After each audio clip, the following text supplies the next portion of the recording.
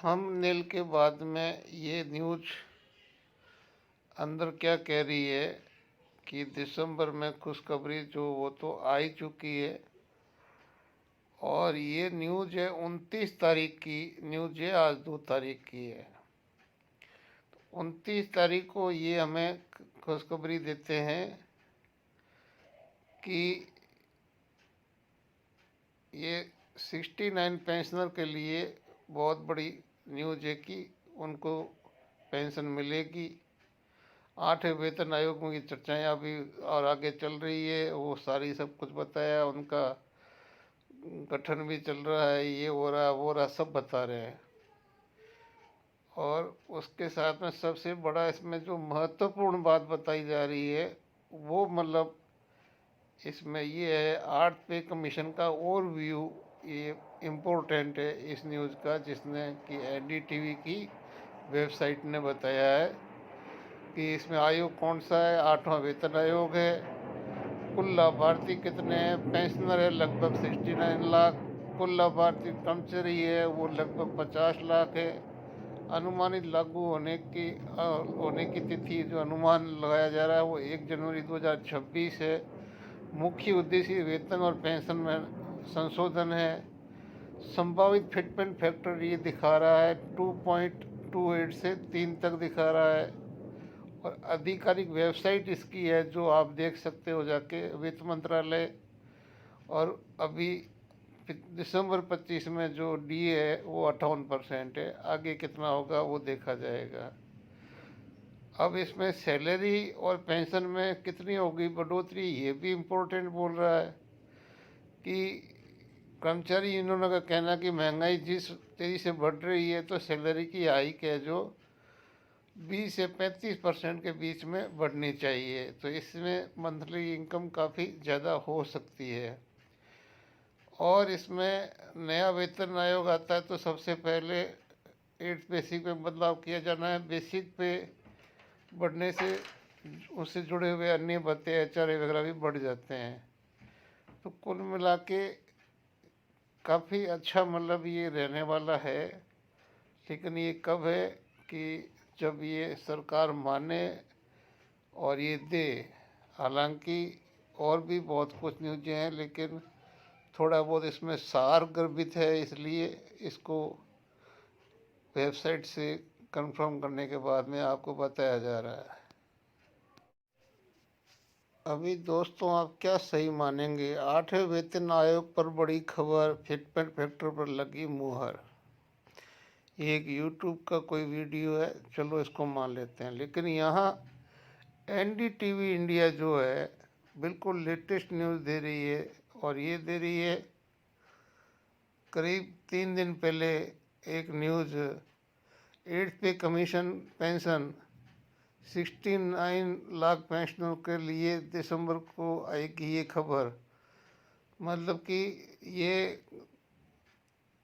खबर जो बता रहे हैं कि 69 लाख कर्मचारी को नहीं मिलेगा 8वें वेतन आयोग का लाभ, जाने क्यों। ये मतलब पूरा का पूरा एपिसोड चला है एनडीटीवी इंडिया के ऊपर। दूसरी बात यहाँ पर ये चैनल बता रहा है सरकारी कर्मचारियों की मौज, 8वें वेतन आयोग पर खुशखबरी। 8वें वेतन आयोग को लेकर उम्मीदें। अभी अब आया दुखद समाचार।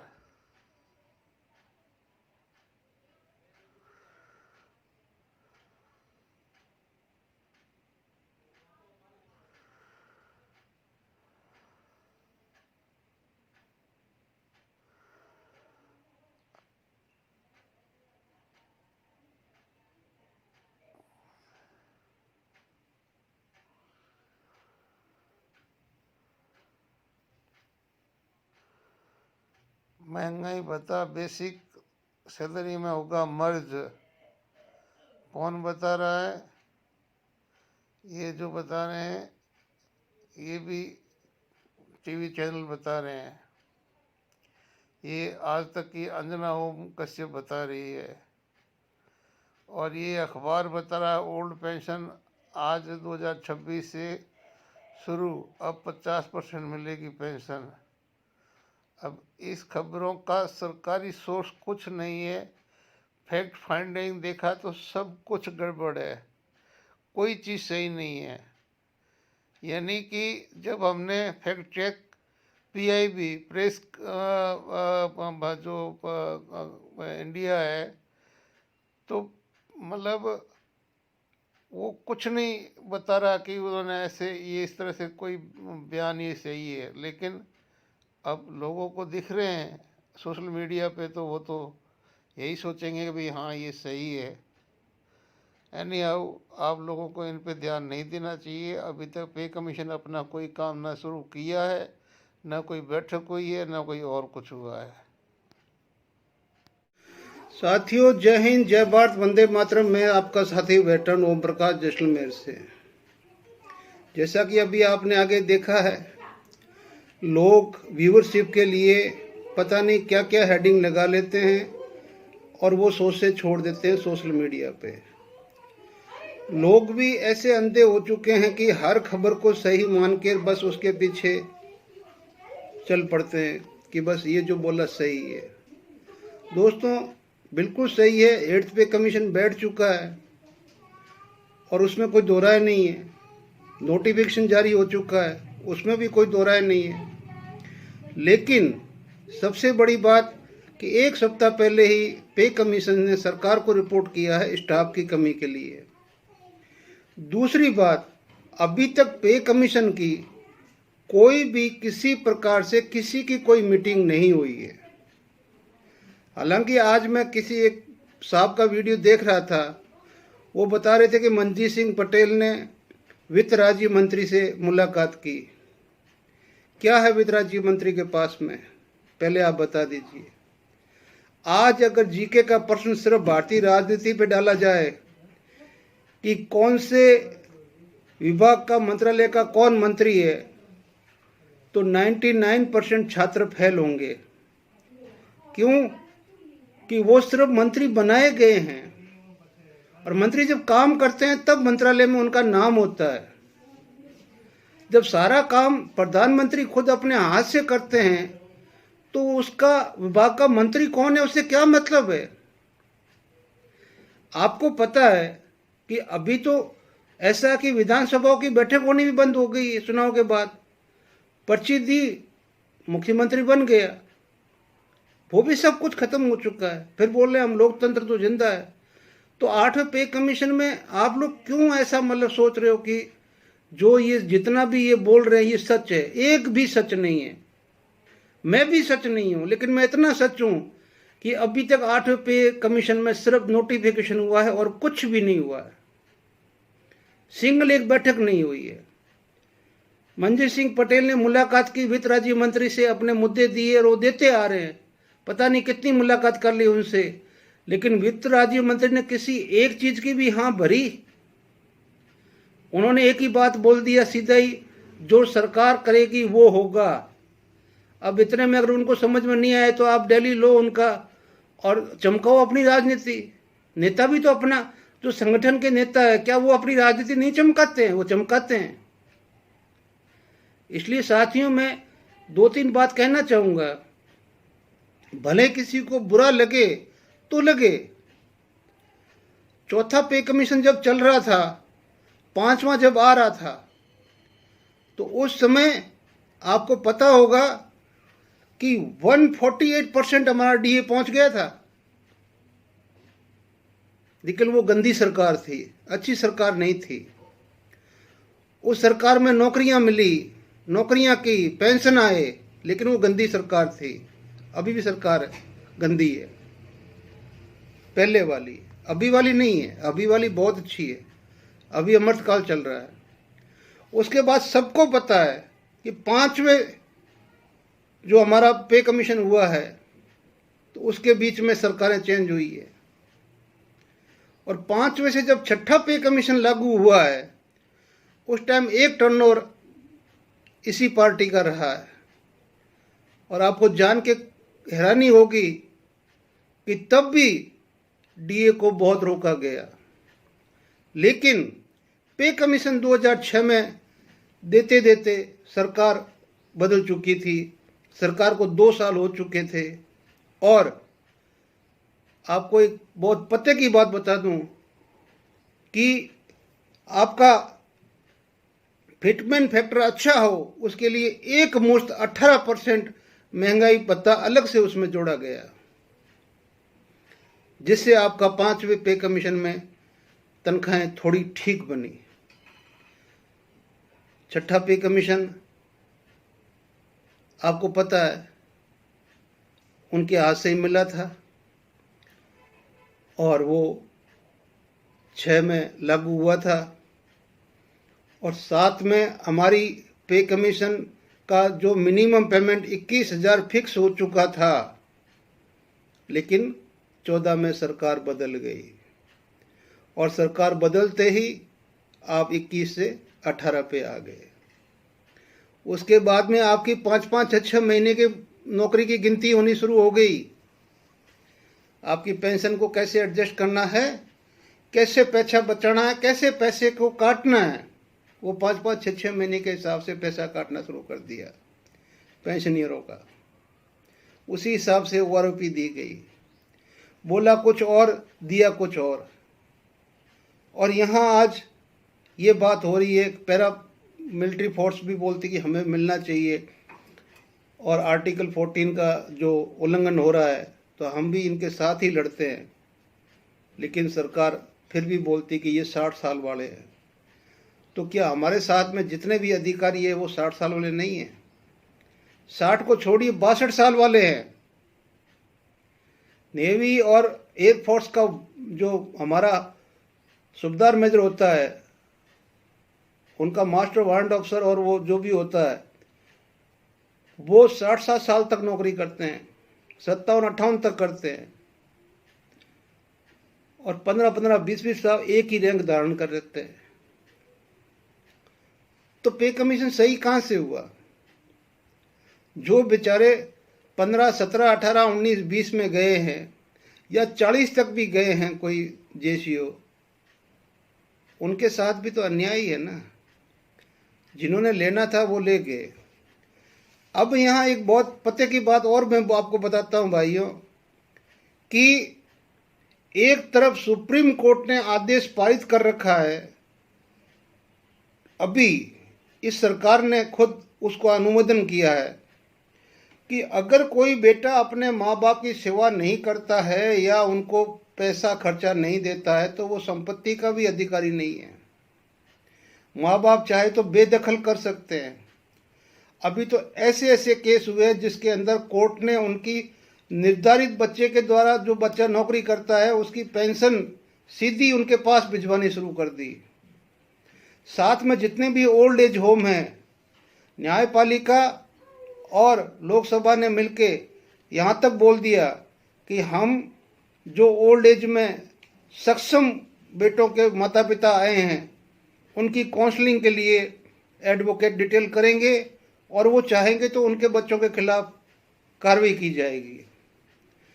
तो यहाँ जब एक नौकरी पेशा पति पत्नी और 2 बच्चों का जो हमारा स्लैब बना हुआ है 3 यूनिट का, तो जब माँ बाप का अभी ऑफिशियली न्यायपालिका के द्वारा, सरकार के द्वारा हमें बाध्य कर दिया गया है कि आपको अपने माँ बाप की सेवा करनी होगी, और जिसमें सबसे पहले जो नौकरी वाला है वो उसका कान पहले पकड़ा जाएगा, तो भाई आप उसकी यूनिट क्यों नहीं बढ़ाते हैं? जिसके लिए जो हमारे सिविल संस्थान हैं वो बड़े ज़ोर शोर से अपना आवाज़ उठा रहे हैं और उम्मीद है कि इसमें अगर यूनिट बढ़ती है, अगर 1 यूनिट भी बढ़ जाती है तो भी मुझे लगता कि अच्छा खासा फायदा होगा। रही बात कहाँ 148% डीए, कहाँ 100 से ऊपर, फिर 5वें में, फिर जो 6ठा पे कमीशन 7वां आया था 125%। आप सोचिए अभी हम 60 के ऊपर भी नहीं पहुंचे। 10 साल पूरा हो गया है लेकिन हम 60 पे नहीं पहुंचे। अगर कब पहुंचेंगे? अगर दिसंबर की अच्छी रिपोर्ट आ गई तो जनवरी 31 को पता चलेगा कि 60 भी होगा या 59 पे रहोगे। तो दोस्तों, मैं नहीं कहता कि आप सरकार को अपोज करो, आप सरकार के सामने अपने आप को कम से कम पेश तो करो। आज आपके पास में एआई युग के अंदर क्या क्या नहीं हो रहा है। अब मैं कल से 2 उदाहरण देना चाहूंगा। लोग किस तरह से मतलब लोगों को बुद्धू बना रहे हैं, लाखों के मतलब व्यू ले जाते हैं लोग। एक बाज आता है और बच्ची को उठा लेता है, और उसी वीडियो में एक टाइम उस बच्ची का जो दुपट्टा होता है वो लाल होता है और दूसरी बात पीला होता है। बाज की जो क्षमता है वो अपने वजन के बराबर ही वजन उठा पाता है, यानी कि 6 किलो के आसपास में। और जो एक ईगल होता है जिसका नस्ल बड़ी होती है, जिसका वजन 30 पाउंड के करीब मतलब वो उठाने की क्षमता रखता है, लेकिन उसमें दिक्कत होती है तो वो उससे आधा ही उठा पाता है। तो कहने का मतलब है कि इस तरह के एआई से जनरेटेड वीडियो आ रहे हैं और लोग मतलब उसको लाइक करके आगे बढ़ रहे हैं। दूसरा, एक बंदा शेरनी को दू रहा है, वाह, शेरनी को दू रहा है। अब उसके अंदर जो साउंड डाला गया है, तो साउंड के अंदर डालने के लिए उसकी जो दूध की धार है, किसान का बेटा पहचान सकता है कि वो गाय की भी नहीं है, भैंस की धार है। भैंस की धार की जो आवाज है वो उस बाल्टी में आती है, और भैंस की जगह वहां फोटो एआई द्वारा दे दिया जाता है शेरनी का, और वो भी लाखों मिलियन मतलब वो व्यू पा जाते हैं, कमाई होती है। और तभी तो बोलते हैं ना कि एआई जैसी ऐसी सुविधा इस भारत देश के लिए मुझे नहीं लगता कि ये अच्छी है। क्यों? कि हमारे मूर्ख कुछ भी शुरू कर देते हैं। भाई, पागल के हाथ में मास्ती छानी बेकार है ना, वो तो आग लगाएगा कहीं ना कहीं। एक तरफ एआई आने के बाद में हमारे बंदों की नौकरियां गई, कई कंपनियों ने नौकरियां समेट दी, और आगे भी समेटने का सिलसिला जारी है। मेरा ओवरऑल कहने का मतलब यही है दोस्तों, क्या आर्मी, क्या सिविल नौकरी, क्या मतलब मजदूर, क्या किसान, क्या सब कुछ, सबने मिलके एक संतोषजनक समझौता सरकार के साथ करना पड़ेगा, आजीविका के लिए, बच्चों के भविष्य के लिए। अगर ये आप सभी मिलके प्रेशर दबा के नहीं करोगे तो सरकार तो अपनी मनमर्जी से जो करना है वो करेगी ही। उसके बाद में जैसे आज हम 60% पे पछता रहे हैं, क्यों कि पिछले 10 साल में हमने कभी डीए के ऊपर कोई बात ही नहीं की भी हमारा डीए कम क्यों हो रहा है। कभी आंदोलन नहीं किया, कभी हमने अपने एजेंडे में शामिल नहीं किया।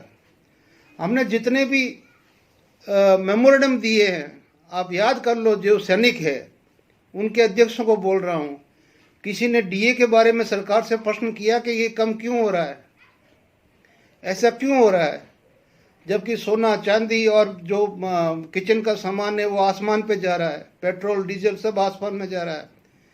नहीं किया किसी ने भी, ना कोई करेगा। तो साथियों, अब वक्त आ गया है कि 8वें पे कमीशन में आप चूक गए तो उसके बाद में फिर कुछ नहीं है। जो हमारा वो कल वो कौन सा बीजेपी का नेता बोल रहा था ना अपने एक न्यूज एंकर को घंटा, तो अपने लिए ठन ठन गोपाल। जय हिंद, जय भारत, वंदे मातरम।